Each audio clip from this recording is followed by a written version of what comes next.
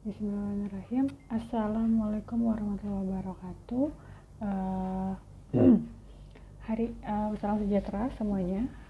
Di pertemuan kedua kita akan membicarakan antara kebudayaan dengan tempat tinggal, ya. Nah, ada 3 hal, yaitu kita akan membahas tentang latar belakang. Jadi konsep budaya dan tempat tinggal, bagaimana sih suatu budaya itu mempengaruhi tempat tinggal?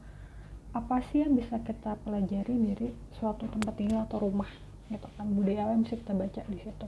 Terus karena Korea itu kan rumah tradisionalnya adalah hanok ya, jadi nanti bisa dilihat di slide-nya, terus sudah membahas tentang hanok itu seperti apa, hanok itu merepresentasikan apa, itu silakan dibaca saja di situ. Oke, nah ini adalah konsep dasarnya. Jadi budaya itu bahwa gimana budaya itu mempengaruhi atau bisa melihat berdampak pada tempat tinggal itu adalah satu. Jadi kan kalau masih ingat di pertama kita bilang ada budaya itu yang sifatnya adalah material, bisa dilihat, bisa dirasakan dengan panca indera. Nah, tempat tinggal itu adalah salah satunya. Di sini jadi konsep budaya bisa dilihat dari desain benda, ya kan, salah satunya.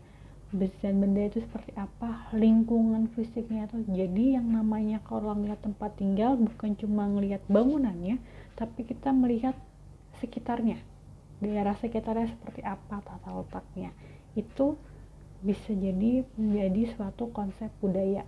Nah, kalau di Korea sendiri kalian tahu mungkin ada 2 desa, bilangnya desa budaya ya. Jadi ada namanya desa Hanoi sama desa Yangdong. Itu bisa dibaca aja. Jadi salah satu di desa Yangdong itu, dia itu jadi dibilang desa budaya terbesar di Korea. Kenapa dibilang terbesar? Karena di situ terdapat bangunan hanok terbanyak yang ada di desa itu. Banyak dan masih dilestarikan. Why? Karena ada 2 keluarga waktu itu, kalau kalian ingat, ada golongan Yangbang, bangsawan Korea saat itu, yang memang meninggal di desa itu. Nah, jadi kalau dulu di era terakhir Choson itu, jadi setiap desa itu pasti kan masih ada sistem kelas ya, kelas sosial. Nah, di sistem kelas sosial itu yang paling tinggi itu adalah Yangban setelah golongan bangsawan kerajaan ya. Jadi biasanya satu desa itu pasti dipimpin oleh suatu keluarga Yangban. Kalau misalnya di desa itu ada banyak keluarga Yangban, maka yang keluarga memiliki pengaruh paling kuat itu yang biasanya akan menjadi pemimpin desa di situ. Nah, balik ke desa Yangdong itu, jadi di desa Yangdong itu kan dibagi, jadi ada bagian dataran tinggi di daerah perbukitan sama dataran rendah. Nah, di sini di desa Yangdong itu kelihatan bahwa untuk orang-orang yang ada di kelas atas, golongan Yangdong itu, mereka pasti rumahnya tuh di daerah lebih tinggi, daerah perbukitan. Pertama itu rumahnya di daerah dataran lebih tinggi, sedangkan orang-orang dewasa mereka di dataran yang agak lebih rendahan, kaki bukit istilah kata, di kaki. Kalau yang orang kayaknya di bagian agak tinggi, dasar bukit, terus dengan pemandangan yang paling bagus, sedangkan orang yang pada dari kelas sosial menengah di yang dataran lebih rendah. Yang pertama itu, terus yang kedua adalah bangunan itu sendiri. Kalau rumah golongan yang bang itu, dia atapnya sudah genteng. Sedangkan kalau yang rumah rakyat biasa itu atapnya masih pakai jerami kering. Nah, itu. Kita masuk ke poin yang kedua, yaitu rumah adalah cerminan budaya, baik tipe yang didesain untuk tujuan khusus ataupun maupun yang digunakan sehari. Nah, jadi yang namanya tempat tinggal itu, jadi ada satu rumah emang rumah tinggal, ya kan? Jadi nanti di konsep anak itu, jadi kalau anak itu kan modelnya tuh bangunannya kan jadi satu area besar, terus ada bangunan apa. Nah, salah satu konsep rumah tradisional Korea itu, mereka pasti punya namanya bangunan ibadah atau bangunan untuk penghormatan terhadap leluhur. Jadi buat tempat sembayangnya pada leluhur lah, kuil pribadi, kuil keluarga. Itu kalau kita lihat konsepnya di Indonesia itu seperti rumah-rumah di Bali. Ya kan, orang Bali itu masih sangat memegang kuat budaya. Jadi orang Bali itu pasti mereka punya yang namanya meja, istilah kata meja pemujaan lah. Nah, itu di situ. Nah, itu sama konsepnya di Korea yang hanok tuh seperti itu. Nah, jadi bangunan buat pemujaan itu pasti ada bentukannya sendiri di tempatnya di mana, atau juga bangunan dengan tempat tinggal. Itu mencerminkan budaya. rumahnya sendiri, tipe yang didesain itu seperti apa, yang digunakan sehari-hari itu seperti apa. Terus dan bukan cuma ngomongin bangunan tempat tinggal atau rumah, juga misalnya bangunan sekolah atau fasilitas publik lainnya. Kan biasanya kantor pemerintah yang suka ada tuh, kalau di desa yang itu yang masih ada tuh kantor pemerintah, lalu ada yang buat tempat belajar, wakdangnya juga ada di situ. Itu juga punya konsepnya agak lebih beda daripada konsep rumah biasa.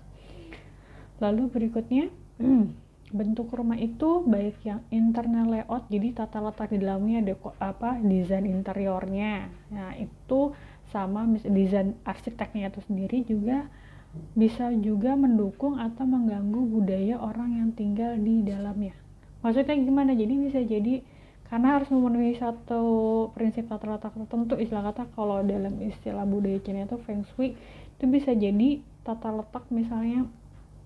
Kan kalau misalnya mungkin kalian bisa lihat, kalau dulu masih bisa mereka punya meja pemujaan itu di luar rumah, lumayan besar, tapi sekarang kan mungkin meja pemujaannya jadi di dalam rumah. Nah kan kalau di dalam rumah berarti kan bisa diatur sedemikian rupa tuh, karena kalau sekarang kan kita ngomong rumah Korea tuh mereka banyak kan konsepnya jadi apartemen itu kan luasnya terbatas ya. Nah terus meja pemujaan itu kan kalau dulu itu harus 4 generasi ke atas. Nah itu bisa muat nggak kalau di apartemen kayak gitu, atau akhirnya konsepnya dibikin dikecilin. Nah itu yang kayak gitu. Jadi kadang kalau tetap harus mempertahankan luar, bisa jadi kan akhirnya makan tempat cuma buat tempat pemujaan doang, mengganggu orang yang tinggal di dalamnya, yang kayak gitu. External layout juga dapatnya. Atau simpelnya kalau rumahnya gila, di sana rumahnya kita, kalau orang muslim kan pasti kan ada tempat sholat ya. Kalau yang rumahnya lumayan cukup besar, mungkin mereka punya tempat sholat sendiri. Tapi ada juga kalau yang rumahnya memang tidak begitu besar, maka tempat sholatnya kan biasanya campur dengan mix dengan kamar plus tempat sholat, atau mungkin ruang tamu plus tempat sholat yang kayak gitu. Nah itu kan juga diatur gimana nanti kalau lagi sholat posisi sajadahnya itu ya kan nggak bisa depannya gitu kan, tempat hilir mudik orang, atau depan, nggak mungkin depan kamar mandi atau segala macam, itu yang kayak gitu. Jadi jangan sampai tata letak dalam sama arsitektur itu mengganggu orang yang tinggal di dalamnya, yang kayak gitu.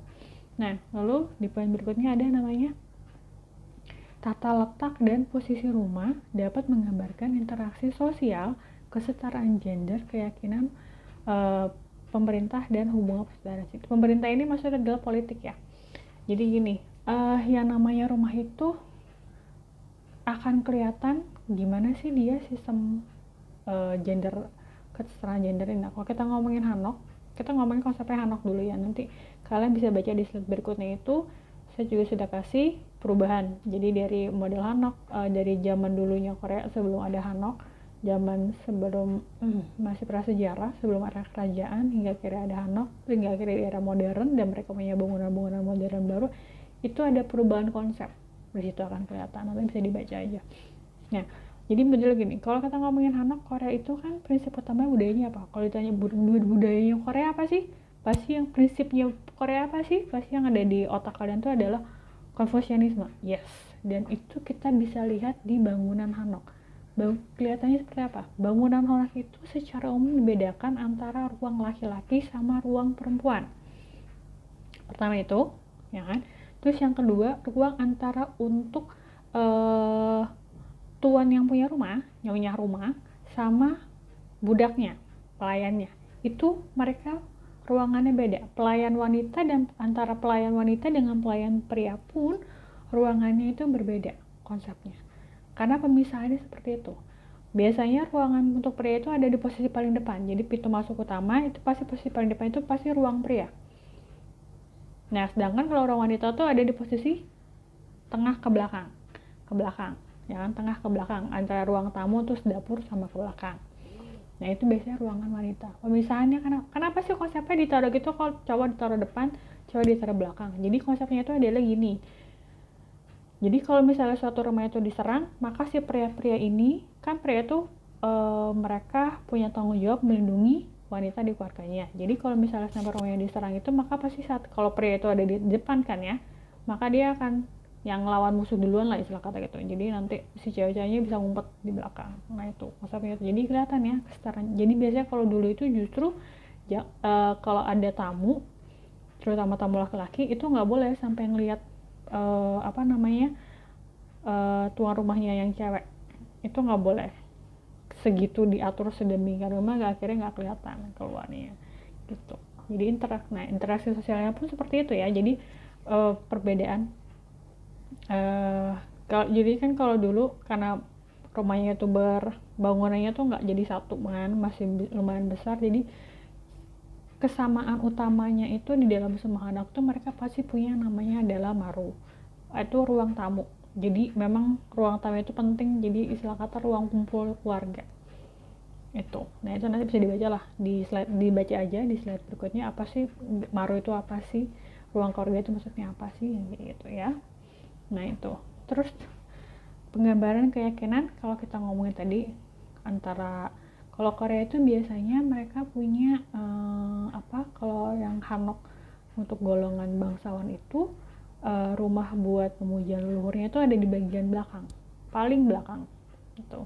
Jadi memang khusus, jadi ke belakang itu emang pokoknya area belakang. Jadi silat ini, area tengah ke belakang itu area cewek, tengah ke depan tuh area cowok. Itu simpelnya Hanok tuh seperti itu modelnya, tata letaknya gitu. Jadi emang pria itu tanggung jawabnya di depan, ngelindungin ke depan, cowok itu ngurus ini di belakang. Tata rumah, manajemen rumah itu tuh urusannya cewek, urusan wanita kayak gitu ya. Nah ini kalau kita ngomongin konsepnya rumah tradisional seperti itu.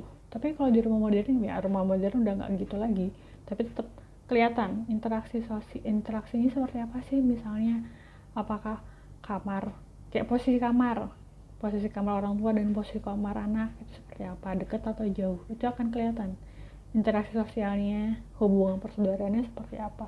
Kan kalau di Indonesia itu misalnya kalau orang Betawi itu ya, kan karena mereka punya tanahnya banyak, biasanya kan mereka tuh tinggalnya tuh deket-deketan tuh ya kan konsepnya. Jadi misalnya pasti yang kalau di sini kalau kalian ada yang orang Jakarta, orang Betawi pasti kayak gitu ya, depan rumahnya siapa namanya encing-encangnya itulah, karena konsepnya gitu. Jadi biar satu saudara itu deket, kalau ada apa-apa gampang. Nah Korea kayak gimana, apakah gitu juga ya kan konsepannya atau nggak tahu kan gitu kan. Nah mungkin kalau di suku lain mungkin beda sih, kurang tahu gitu kan, cuma paling nggak simpulannya seperti itu. Nah itu jadi konsep dari budaya, gimana budaya itu mempengaruhi tempat tinggal itu.